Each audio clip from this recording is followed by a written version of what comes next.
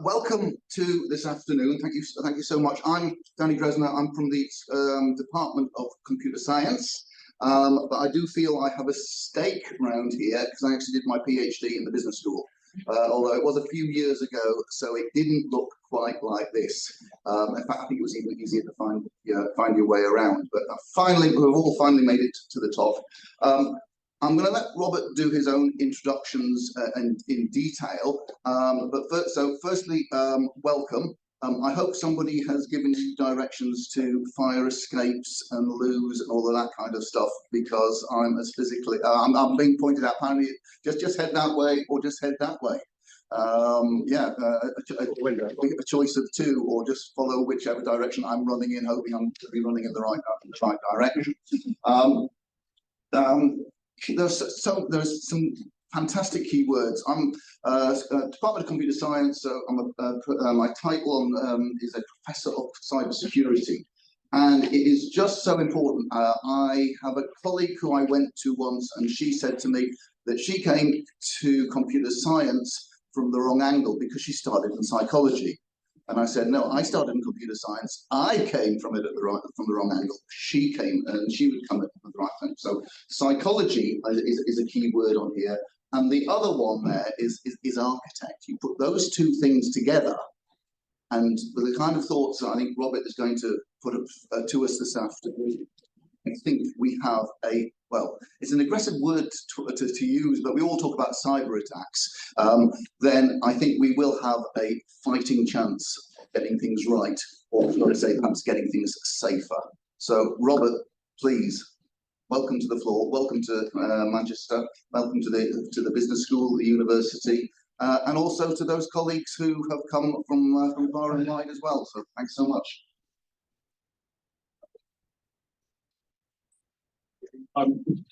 Obviously, my name is Schiavi. The cybersecurity architect at the Office of Nuclear Regulation. Brand new job. I've only been in it for roughly around about 5 weeks. Amazing. And I'll explain to you why towards the end of this. So a little bit about me. I'm a former hacker. From the age of 7 years old, I was hacking into systems with Commodore 64 8-bit and acoustic coupler. All of those, the old sort of systems, IT-30 protocols. Read a document when I was 10 years old. This document by a guy by the name of James Anderson. The perspective of it talks about how engineers and how IT decisions are made at that time in 1972 for the US Air Force, and how combined with misconfigurations, just generic profiles of how people consider things to be insecure, there was basically a lot of work to be done moving forward in the future. Ironically, that document still holds good time. So if you'd like to get hold of that document, you'll find it very, very interesting. It actually talks about RDP attacks, and that was back in, obviously, 1972. So I come to this talk today simply because, firstly, I'd obviously say I'm not a psychologist. I have worked in some form for the Ministry of Defence in psychological operations, resistance interrogation, and those sort of formats. So I understand a little bit of the analysis, but more to the point, I'm more of a cybersecurity specialist, and obviously have been doing that again since sort of the age of 7 years. Cyber madness. This is what we see today, constantly on a regular basis. Conjuring lies, painful truth about cyber. And you'll see that everybody's queuing up for those lies, those constant everything's going to be okay. Actually, when somebody stands above the parapet and starts discussing abstract concepts like zero trust, the real zero trust, not the one that we just throw around, secure by design, not just a phrase that we use, but actually a central process within joining methodologies together, so we understand the nature of our environment. People would rather have those conjuring lies. This is vulnerability. It's for a lot. Well, it depends on the context. Critical vulnerability is obviously yes. measurements in time to repair, time to mitigate, time to compromise, all of those quantitative risk management profiles that you have, that we have the ability to run simulations against those equations, will give you a preparedness which will allow you to understand, like, at what point potentially you could be attacked. And obviously, as we can see, obviously we don't do that. We don't do that. I've never done that. I've asked to do it, but you know, we just don't have the time when we're always putting out fires. And obviously, the next task is to get a password, and a good password at that. Yeah, definitely gonna die. And the old age of how do we solutionize effectively the things that we have in our systems right now? We're just going to buy new tools on top of tools, or are we going to fix those tools? And it's about that. It's about that risk management of solutions. It's about understanding at what point those solutions are no longer effective, and how to introduce those products that you get in and make them effective. It's about the life cycle of that solution. It's about the life cycle management of the whole environment, which again, we don't appear to do.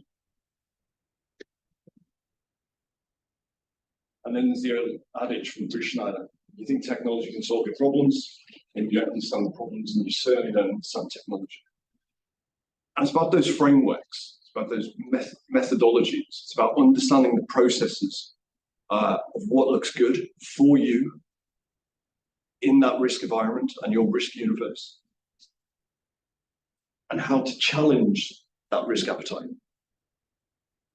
and how to understand at what point technology has the ability to help you or hinder you. Because remember, complexity is a very odd thing. We talk about, let's not make the environment complex, but complexity can have two configurations attached to it, both eccentric and concentric. They can be your time to compromise is elevated because it's not complex enough, or it could be that your time to compromise is exaggerated because it's overly complex, and you have a false sense of security. You've got three tools doing the same thing. So what are the objectives, ironically, of this sort of talk? Because I did say we were going to talk about psychology and not specifically cyber. So we're going to understand the role of psychology in the management of cyber systems. And I'm talking here from a John von Neumann sort of point of view.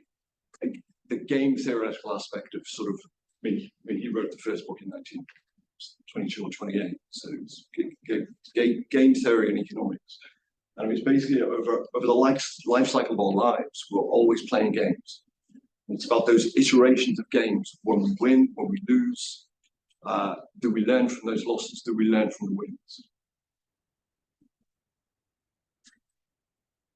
To explore how psychological principles can improve cybersecurity measures. It's important to understand that as a cybersecurity specialist, we live in what I could only call a hostile environment. And that is simply because we've got the C-suite, the pressures from the C-suite to get things done. We've got the developers trying to get their things done. And then we're trying to prevent that attack. Everybody wants to have autonomy. Everybody wants to have their say. And cybersecurity has the ability to be seen as a blocker and not how it should be seen, which is a preventative methodology which is constantly evolving to protect the business, the organization, the information, the data. And here's the research and practical implications. Is there anybody in here that's from the psychological department? Great. So working in the business school background. Okay. Brilliant, because I really want you guys to call me out on this. This is not just, you know, I'm not going to go off and write some book about how I can change the world. This is really about an opening discussion into how we can manage those already existing psychological profiles that have been done for business, for other areas of business, and apply them to cybersecurity, because nobody seems to be doing that at the moment. And I looked around for some sort of understanding, and that there is no application of that within cybersecurity. What there is there's people talking about the end user, so the customer, and there's people talking about the hacker and how to protect those, how to understand how attacker, sort of the methodology of that, or how to better get users to create passwords. But there's nothing about IT management, the decision making, and the relationship between cybersecurity and the other functions within the business. And that's where all of these things go wrong.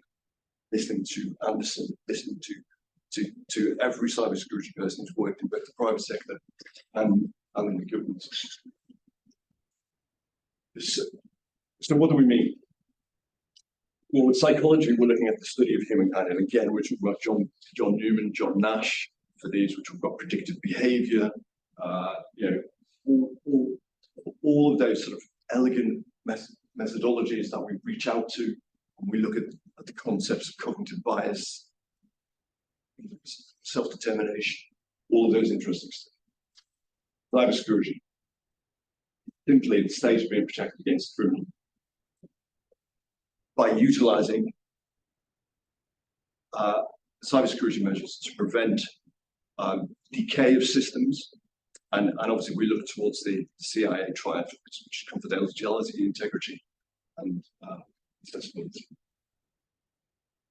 Outside of scope, with any psychological theory, there has to be an inbound and outbound group, and obviously we're not going to be looking at the outliers here. And the outliers here are obviously you guys will know cluster A, cluster B, cluster C. The usual personality disorders. Because they skew the numbers at the smaller end. If you're using, for instance, Bayesian theory, it will absolutely skew those numbers. So we're going to get rid of these guys. Hopefully, they're not working in cyber. I'm feeling some are. I definitely have a feeling some are sat on C-suite boards. But yeah, the approach. We're going to look at planned behaviour theory, a little bit of self-determination theory, and obviously cognitive dissonance, which is, I think, I can be persuaded otherwise if somebody can explain to me why it's not. There's a whole reason for this sort of almost congealed process of back and forward within cybersecurity. So theory of planned behaviour, obviously first introduced in 1985, and it talks about specifically how you can predict people's behaviour. I'll not go too much into this because there's actually quite a lot of abstract theories in there. And as I said, I'm not a psychologist, so if anybody wants to talk to me later about how I can get more information from that, then that'd be absolutely correct. So here we're looking at the attitude and the principles of attitude and how they sort of work. And it's very specific to do with the perception of the truth, the cognitive processing of the cultural aspects within that truth that you see. Subjective norms. We all know about subjective norms because we deal with it on a regular basis. Me, as somebody who's autistic, I'm less likely to get those norms because they're culturally sort of aesthetic. So some of them I've learned, like good morning, to be a little bit more politer, a little bit more sort of understanding, sort of empathic, so to speak. Yeah. And then obviously perceived behavioural control. This is very interesting because this is where you find situations where people's autonomy is brought into question, and how hostile that can create simply because people are not having their say, or they think they know a little bit more than they do, or they're specific to an understanding of where IT management, all the seaboards sit within the chain of control. And you also have to remember something I didn't mention, because cybersecurity very much used to be the poor cousin of IT.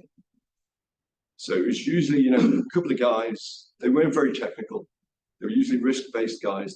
They knew some stuff, you know, there were some engineering stuff, you know, and they would just follow the usual sort of caveats running up these sort of, you know, we're not allowed to use USBs, you know, however that works. All the packages need to be signed in, the data needs to be controlled, the data needs to be structured, and all those things to go with. So cybersecurity has actually been running for about 25 years, but it's only been the last, I would suggest, and Stuart Colson at the back there could probably correct me if I'm wrong, but it's probably only started being developed properly and having a say within board level, C-suite, sitting on the SLT, probably in the last 10 years, or in the last 10 years. And with that has kicked up a lot of hostility, because again, you know, we used to be ITs, you know, very, very poor cousin with no say. Self-determination theory, again, sort of created by Edward Dicey and R. Ryan, 1985. And the field sort of covers, it's a process of self-justification, confirmation bias, and we'll talk about confirmation bias when we talk about cognitive dissonance, about anchoring, all of those sort of illusionary profiles that people consider of themselves. Memory perception, really interesting. I worked a couple of years ago, it's not a couple of years ago now, it's a long time ago. I worked up training the anti-terrorist team from London, sort of Metropolitan Police, post September the 11th, on methods of recognizing terrorist sort of behavior and how to counteract to a type of attack on the ground and how you report that through. And the amount of times memory perception was completely off. For instance, you would attack somebody with an AK-47. When they were asked to write the report, 2 days later, they were attacked by a baseball bat. It's about memory perception. It's about cognitive processing. It's about him having conversations with his friends. Three of the friends had gone through in a different profile and had been attacked by baseball bats. So he took that on himself. And I know there's some research being going into sort of the cognitive process of children, and they found that actually psychologists need to be really careful when they're interviewing children who've potentially been sexually abused, because you can end up putting those memories into them. You can actually start getting them to believe what you're asking them the questions. The relationship, again, you know, we talk about the semantics between who's in charge, who's not, who's accountable, who's not accountable, who owns the data. And then we look at Leon Festinger. Until I started researching this, I thought this was just some random sort of theory that had been put across. It was one of those things, you know, that sort of, dare I say, the woke community sort of introduced. You know, it was all about self-reflection. It was all about, you know, people think like this. You know, subconscious and the unconscious sort of profile. And actually, when I researched into it, part of classical psychology, it's actually one of those processes that is actually drawn from. Leo Festinger, obviously looking geeky. What would you say? Geeky cool? I think so. Yeah. You know, back in 1957, that's what we looked to go for. Inconsistency and logical framing of risk. This is how I translate cognitive dissonance over to cybersecurity. And again, I've not seen anybody write about this. It's about logical framing from a cognitive dissonance point of view, applying it into cybersecurity. And I said that practically twice, but I think it's really important to understand that this is the important work that I think needs to be done by academics and by the research community if we're going to get a grip of cybersecurity in real time. So from a point of using a parallel, we would put it into major and minor premise, and then obviously the outcome. So we're looking at smoking is bad for you, exercising is good for you, and overeating is bad. It's bad for you. We can swap that around. You know, we can say not having complete overview of your environment is bad for you. You know, having good access controls is good for you, and you know, making sure that your AD's cleanse and you know is all sort of there and treated above. And then what you then get is you get your attribution bias. Now in the major premise here, we've got the environmental. So interestingly, attribution bias is how you persuade yourself that actually you already have thought about it, and it's about answering the argument from this, smoking is bad for you, with some sort of caveat on the back. So, you know, you could get some people saying, well, my uncle lived till he was 90, he smoked 40 woodbines a day. Okay. Not me. Never happens to me. That, incidentally, is probably the biggest go-to excuse in cybersecurity. Not me, not my kid. Never been hacked. Just doesn't happen to us. Who wants our data? You know, we just sell knickers if it's a catalog company, when actually they hold data and could be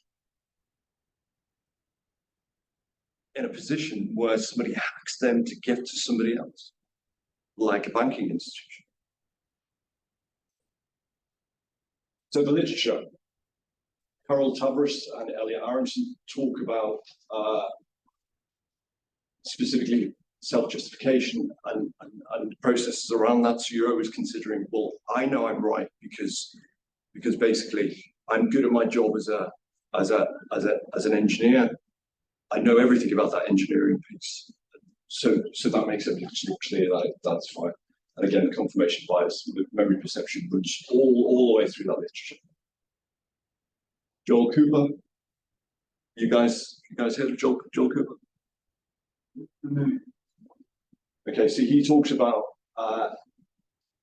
personal responsibility and how that's obfuscated by accountability and decisional dissonance. And we'll talk about that later, because obviously the C-suite do have a big part to play in this.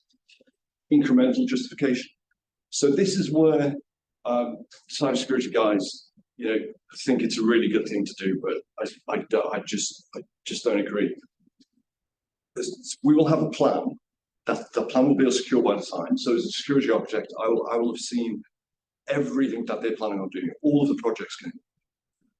I will then draw out those requirements, non-functional requirements, against their functional requirements. And the reason why that is because at any point there is potentially the ability to have a gap in which the system can be compromised. So the idea is segmentation. It's about evaluating those risk profiles. And in fact, in cloud, it's now about micro-segmentation. If you get through, 20% of that plan, cybersecurity guys think that's a win. The problem is your risk universe still has those, 80% of problems. It's about that 360 gap. To put it into layman's terms, it's like having, the best alarm system, all of the best doors, all of the best windows. You lock them all, you put on the alarm, and you leave the back door open. Those are the gaps we're talking about.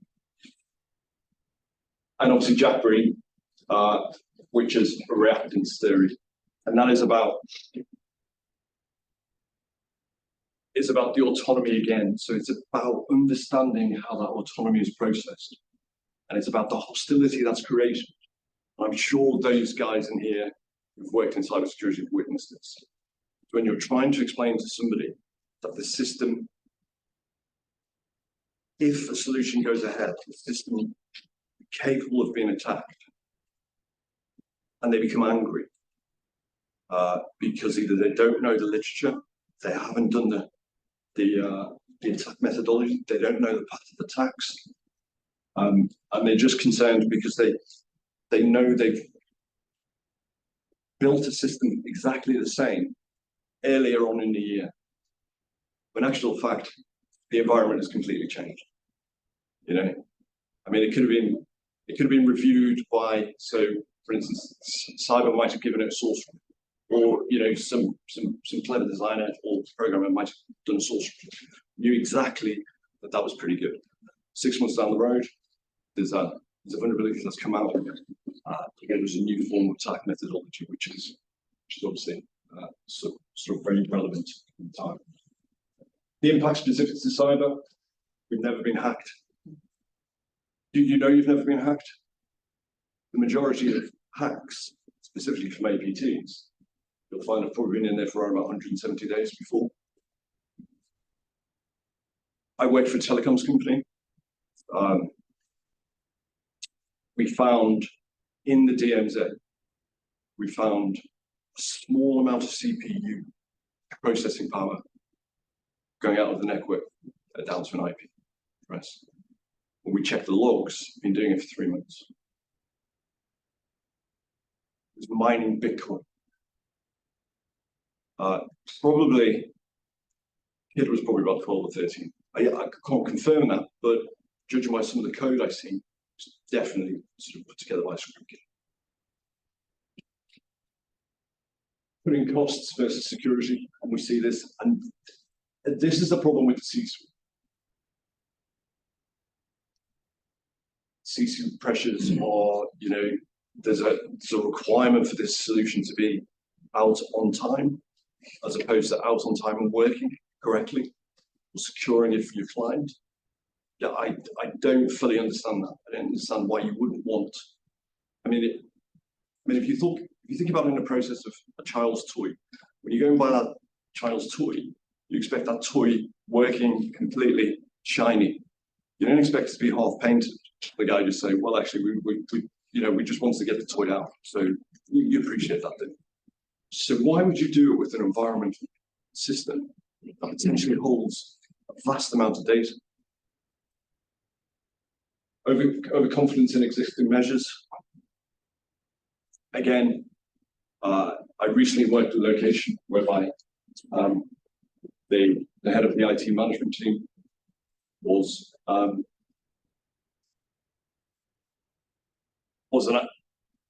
ex-engineer, so a server engineer.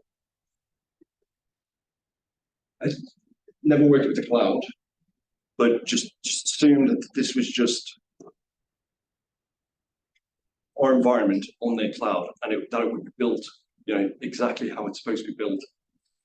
Those sort of requirements in place, and that we could still work off almost a perimeter defense route. So SD-WAN firewalls would be fine, but there was no need for microsegmentation.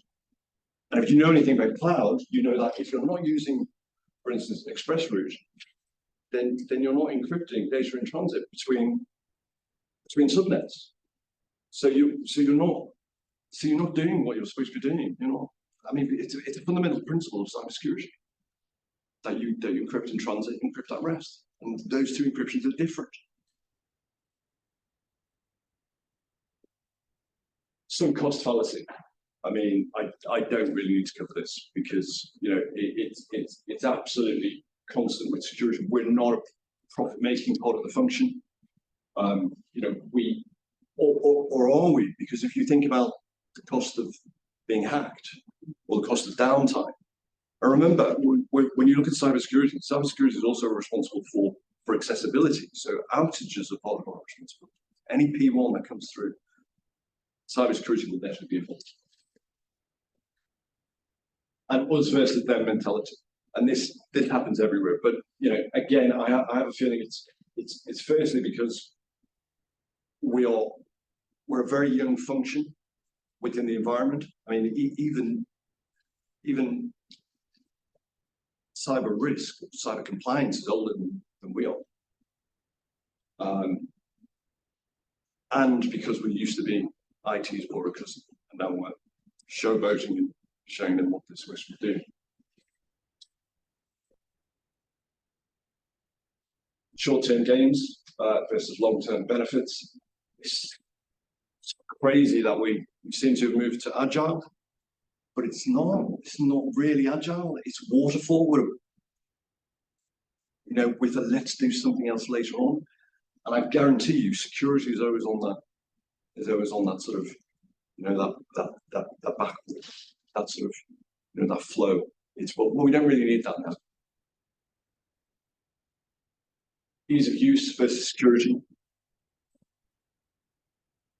This is an interesting one because it needs to be understood within the dimension of complexity.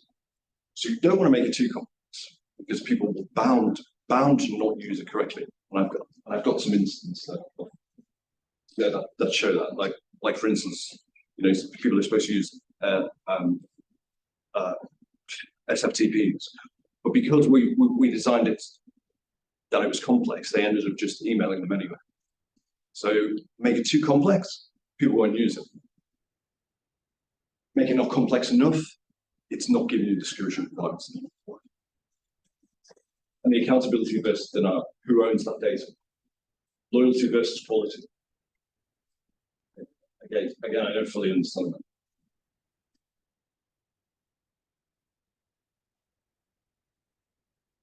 So as an example of how mathematics can be done from the point of view of risk management, quantitative risk processes, and as I said at the beginning about sort of time to compromise, there is actually a group of processes that work at any given time between IT management, cybersecurity, and a potential hacker. This is pretty much how it goes. It's always that search for the vulnerability. You'll see that within research. So at least one vulnerability is known, component I. Component I is obviously just, so it could be an Apache server. That could achieve privilege level P, and the attacker has had at least one exploit readily available that can be successfully used against one of the known vulnerabilities. For those of you who are not into cyber, we have frameworks, we have libraries such as sort of Metasploit, where you can go in there, you can find these scripts that attack certain vulnerabilities. So we would go in and you test these vulnerabilities to see if it works.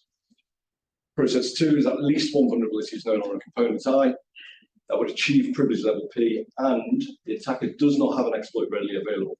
So we're talking about skill sets here. What we're saying the hacker can have a vulnerability, okay, can see a vulnerability. He also has an exploit that works. But that same vulnerability may not have an exploit that works. But if he's good enough, so if he's an expert at programming, he can take that already existing exploit, rerun it, re-add some scripts, reprogram it to work specifically for this. And the third one is the identification of a new vulnerability and exploits, which rolls so process 3 is running through all of those processes at any given time.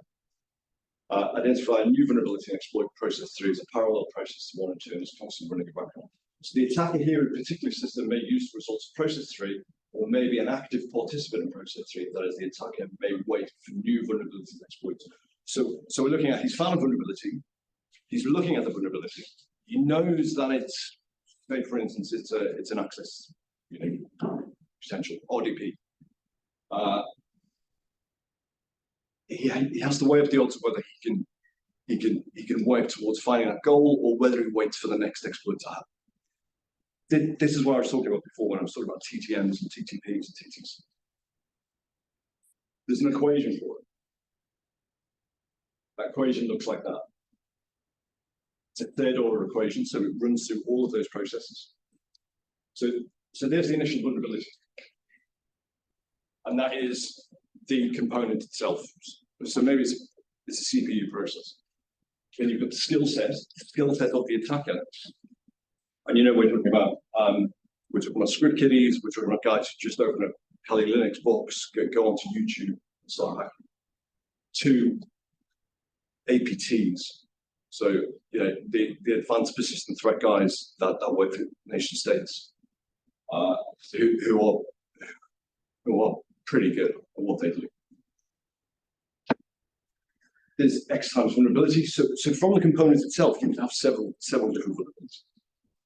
And then obviously average time to exploit to tune an existing exploit, for instance, from Metasploit, or as a probability an exploit is at hand at that time. Time to write an exploit and estimated tries.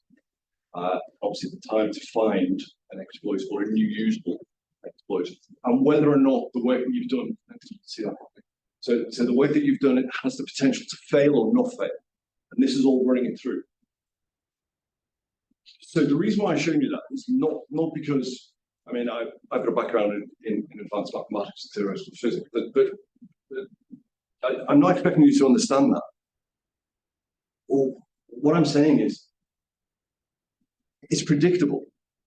There's no reason for you not to be considering those. There's no reason for you not to be running those algorithms. Las Vegas, Monte Carlo simulations, Markov chain, just Bayesian theory all the way through. There's no reason why you can't be predictable.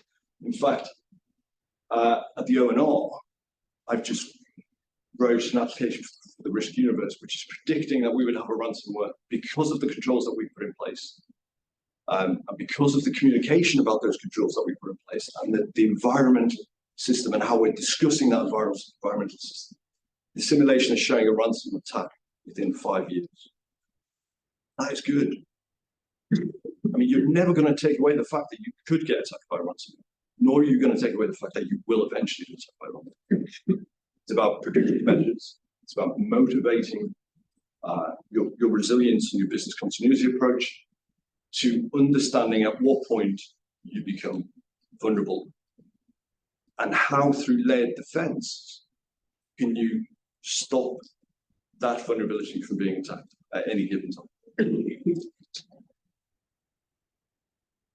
There has to be constants in an equation. That's the third order principle, which is so we're looking at with F and M as a function of skill, M and S giving the number of readily available exploits at a given time, and from 0 to 1. Now this is a shallow incremental third order equation. I mean, I can move that from 0 to 100, and you would absolutely be able to predict exactly at what time you're going to attack. Potentially. I mean, we are talking about probability theory. Following constants, C1 equals 1 day. Now, this is where the guy knows what he's attacking. I mean, he's already probably done it about 7 or 8 times. That day somewhere else. This is a constant deployment issue. C2 is 5.8 days. That's when you have to rewrite code slightly, or it could be the whole code. And then obviously you're looking at 32.42 days as an average that a new vulnerability will turn up in your system. And that is either through misconfiguration, 0 days, or just from technology just becoming more resourced, more known. The attackers doing more research than we do. Just basic commodity attacks.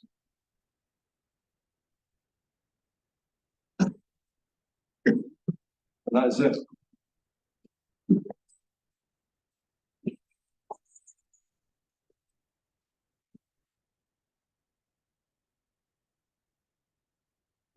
Do we have any questions? I'm hoping we've got loads of questions, clearly, because otherwise I'm just in an echo chamber, guys. I'm just talking to myself. I wait in cyber, so I do that all the time. But when I'm trying to get the risk project. Yes, sir. I'll make a comment just to get the discussion going. I think it's great what you're doing. You're pulling together all kinds of different elements of cognitive and social psychology. What's missing for me is some kind of organising, overarching, higher-level framework that kind of systematizes that knowledge. So there's some great stuff in there. There's lots of gaps as well. But the more detailed it becomes, the more unworkable it becomes. If what you're ultimately trying to do is influence and check behaviour changes, what we're really talking about. So you talked earlier about some of the trade-offs that decision makers are visibly making. To be ease of use versus security. It's the same when it comes to psychology on this whole area. See, I think the bigger task now is how do you boil all this down into three simple concepts, A, B, C, that neatly pull everything together in a way that's actionable. Yeah, absolutely. Sufficiently encompassing that you take in the broad thrust, but not so encompassing that it becomes banal. Yeah. And not so detailed that it becomes unworkable. Yeah, again, The organisation. complexities. And understanding, those C-suite decision makers are not just bombarded with this stuff. They also have to worry about climate change, energy prices, immigration controls, export controls, financial instabilities, skill shortages. There's a myriad issues bombard decision makers. And so it's human nature to simplify, classify things, recalibrate them in a way that makes us feel psychologically comfortable. So developing tools that combat. Yeah, absolutely. Seems to me it's the other absolutely. And I'm hoping that you guys can start talking. I'm hoping now that psychology can start talking to cybersecurity. I mean, Stuart Goslin's up there. I mean, go and give him a hug. I mean, if you could come together and do that principle, I don't want to be a psychologist. I want to do my job, which is, cybersecurity, protecting the government, and protecting the public. That's what interests me. I'm interested in mathematical algorithms, and I'm interested in computers.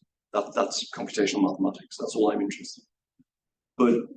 But it's almost like as if there's an unknown entity, almost like dark matter.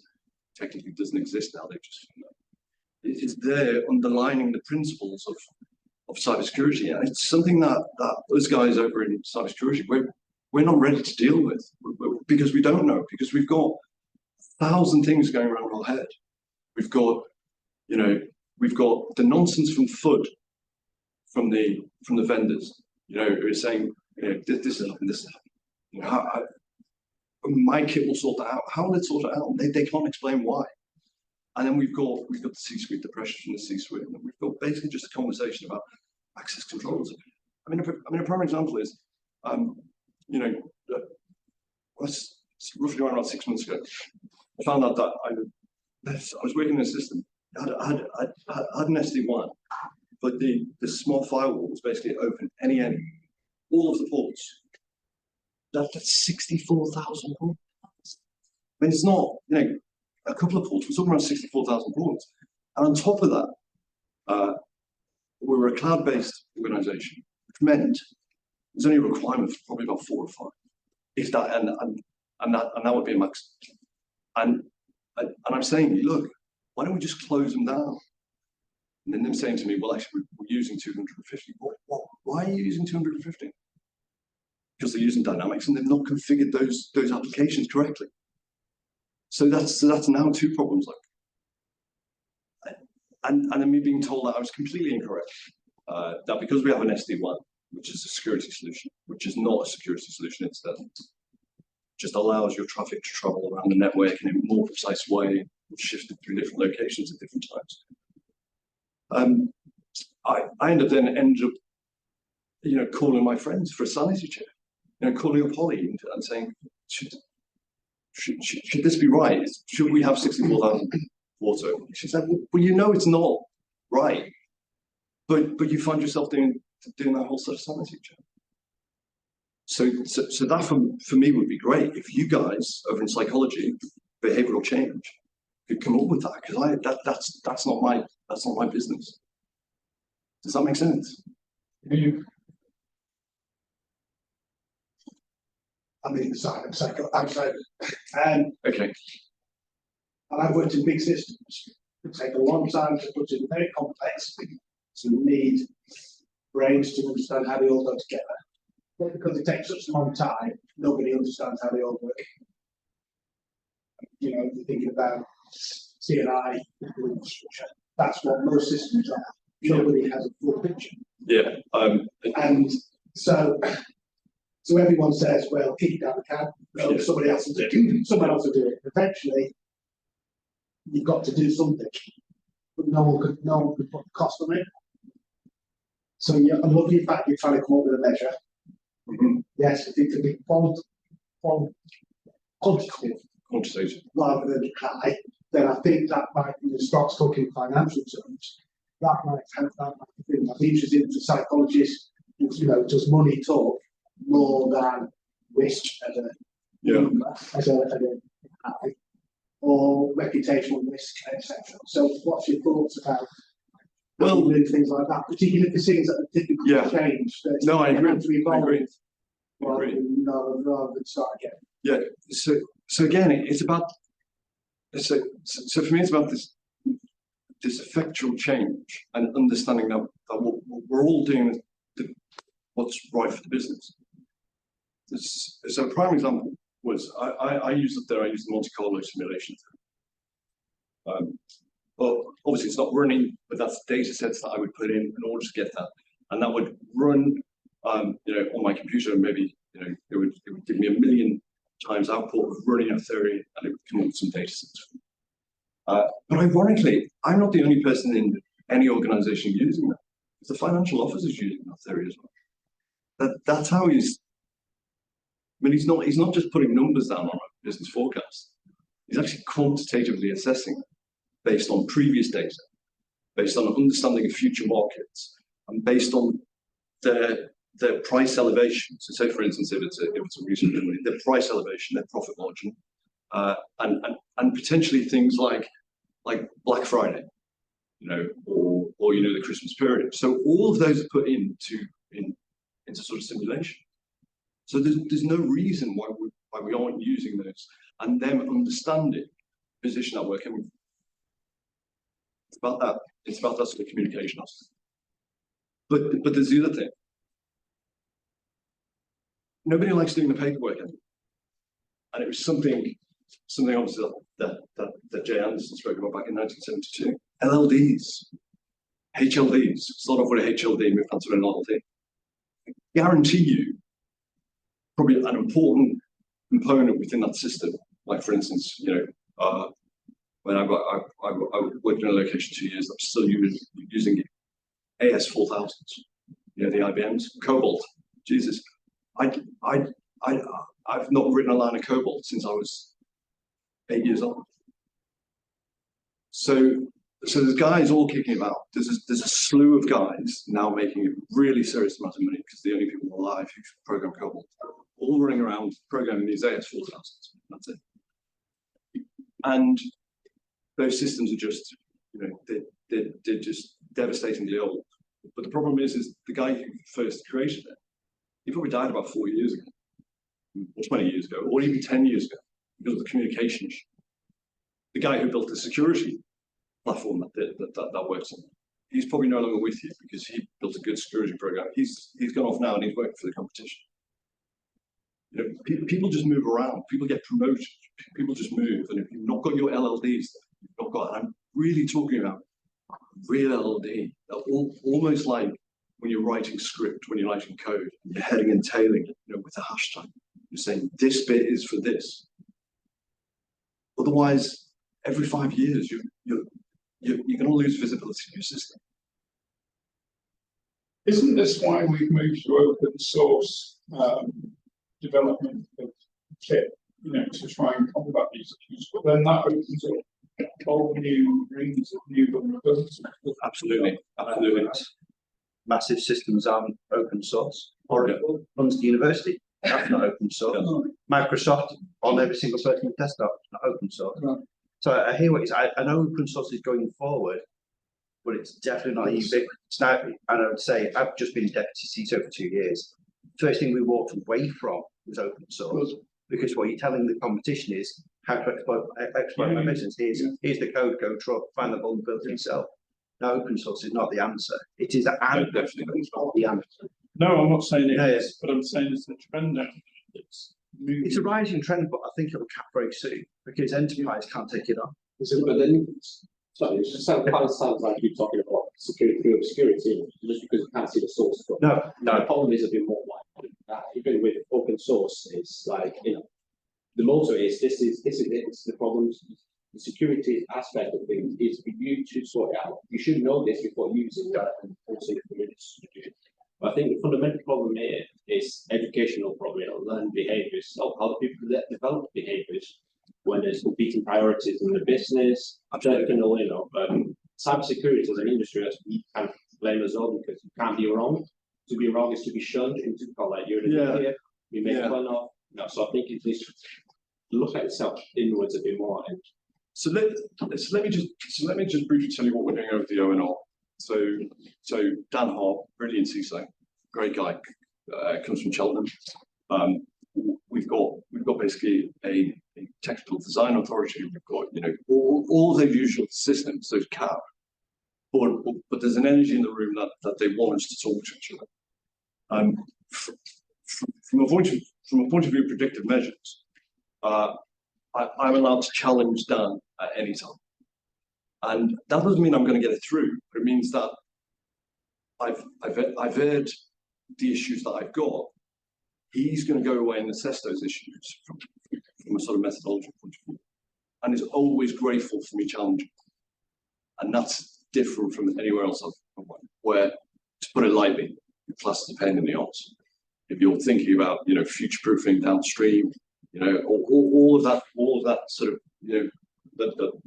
that sort of methodology processing, all of those time to compromise, all those measurements, which ironically is now a big thing, because business continuity is all about understanding the time it takes for a system to fail and for a time for that rollover to occur, or whether you need to mitigate or whether you need to completely. But in answer to your open source question, I'm an open source sort of guy, so to speak. I come from sort of a Linux background. I'm happy with open source, but it has to be taken out of that context and it has to be delivered bespokely for yourself. Bespokely, that is the word.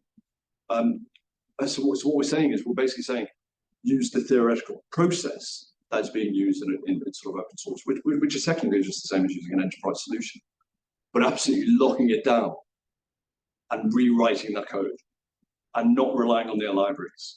So if you're going to use open source, you want to turn it into a non-open source project.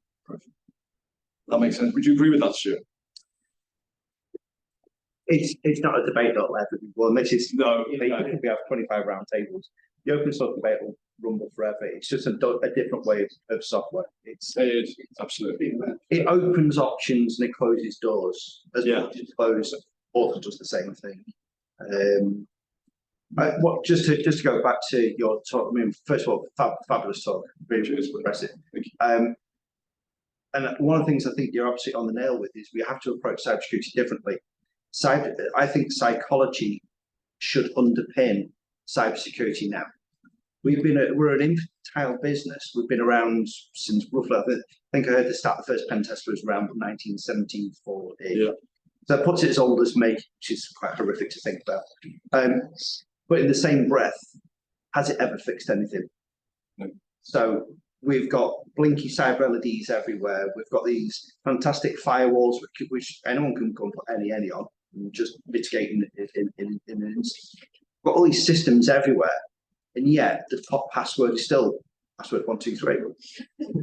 And yet we are hacked on a daily basis. There is a nation state has walked through somebody's front door as we've been sat here. Probably one person in this room has just lost their entire identity while being sat here. So what is the point of the cybersecurity industry? It's a very contentious issue, and I've actually been contemplating doing it to talk. Is cybersecurity a scam as it stands? And it's a really big, whoa, hang on, what do you mean? I've bought enough vendors' stuff to know the sales pitches, and I've seen that. Absolutely. I've sold the FUD. I've been the other side as well. But one thing that always works is when the human being sees it happen to them and they go, better change that password. I better not have my phone out on the train, especially when the guy next to you says, oh, so you work for Lloyds, do you? Yeah. Because that does work. When it hits the person individually at a human level, that's what psychology does, then you can affect change. Buying a blinky cyber LED that might be a data leak protection software that might, if they come in this specific one way, will catch them, will never work. It never has done and never will do. We all know that. Hands on heart, everyone in the room knows that. Who remembers having not an antivirus and still getting a virus? You go, how did that happen? How did that happen? Yeah. Yeah, it's been around for decades. So This industry has to change. So it's weird about that.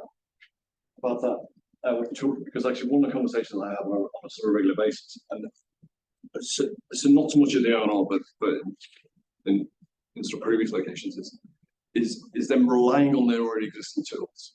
So they're saying, well, we've got a security score on Azure of 88. Well, what does that mean? I mean, because that means something for Microsoft. It means that you've got 88% of their kit running. That's what it means. It means that you're secure from that point of view. And then when you explain to them that actually, when you're looking at antivirus, I mean, on a Sunday you'll find me with a couple of VMs dragging down malware from sort of different locations, allowing it to be released into a VM, and working out how that sort of works, finding out the indicators of compromise, and then rewriting some of the code so actually the antivirus doesn't see it.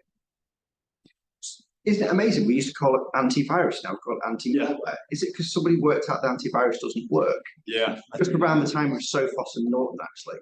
Yeah. And then AVP came out and they only scanned off file names. Absolutely. The name of the file it would actually be allowed in.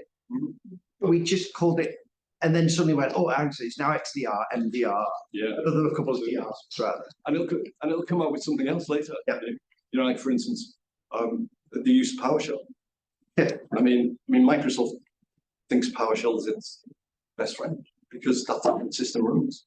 So any hacker who understands a little bit of PowerShell, which will take you about 5 minutes if you already code, and then just throw yourself on a YouTube PowerShell course, you can implement that scripting in there.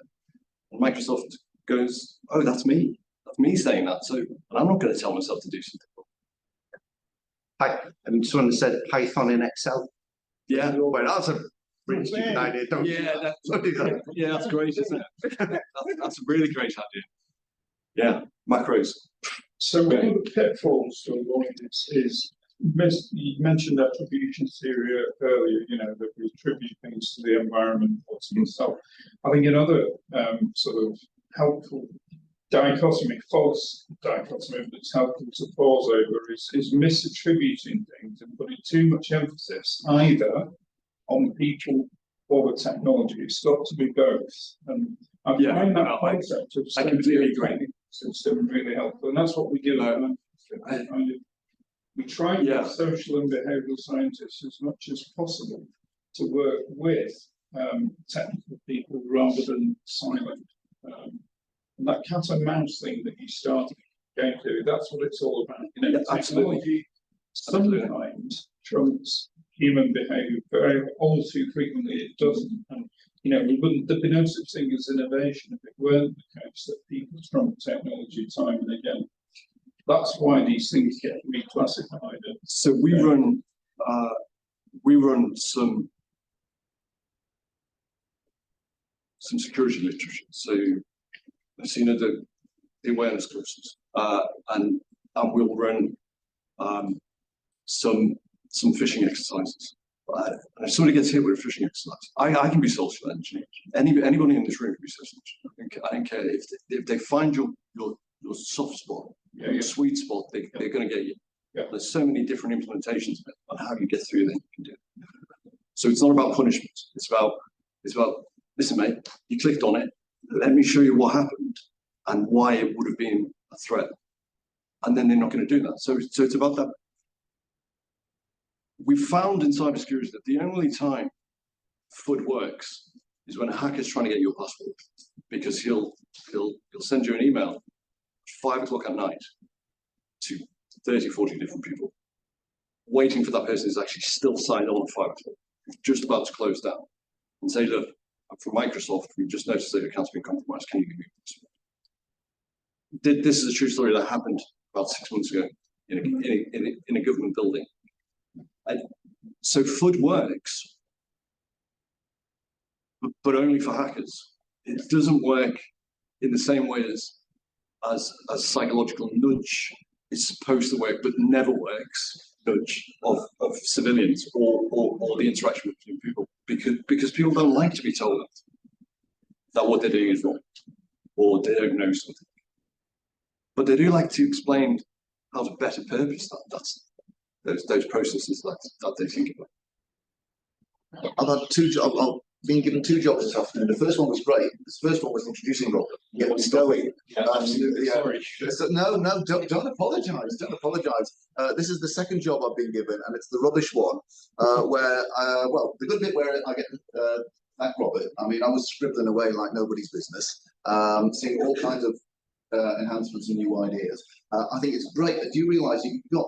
I think you got. It was only in the last few minutes was the first time that you mentioned the word awareness. Yeah, Because I think yeah. kind of the pervasiveness of the demands for awareness, maybe, and this is perhaps conversations to take away and continue. And I hope people will mix and link in and keep in touch with each other, because the best definition I've ever seen of cybersecurity is from Debbie Ashenden, who's now a prophet in America. She was from Brownfield, and she says, cybersecurity is a discourse. The most important thing is that we keep talking and we keep looking at things, because it's looking at those equations and understanding that complexity and adjusting the variables, and that's doing something about it. And I think the one thing that we're missing from awareness is the honesty and of when we do all of this awareness training, of actually saying, look, I'm sorry, actually our systems are a bit crap, can you compensate until we invent something better? And perhaps this kind of calculation will give us the pathways to create something better, to give us the marriage of the people and the technology. Because when we sell process, that's again asking people to compensate, because we haven't got the balance of the people and technology right. And to see Robert's work there on the board, and I found that really inspiring. It's the sort of thing that makes you want to kind of either give up because it's too complex, or be totally fired up and go out there. And I think it's, like I say, it's the connection. It's keeping in touch and keeping these discussions going.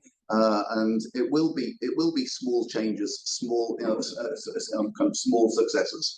And I'm just thinking, is it worth me getting me COBOL out? Absolutely. Anyway, Absolutely. thank you very much.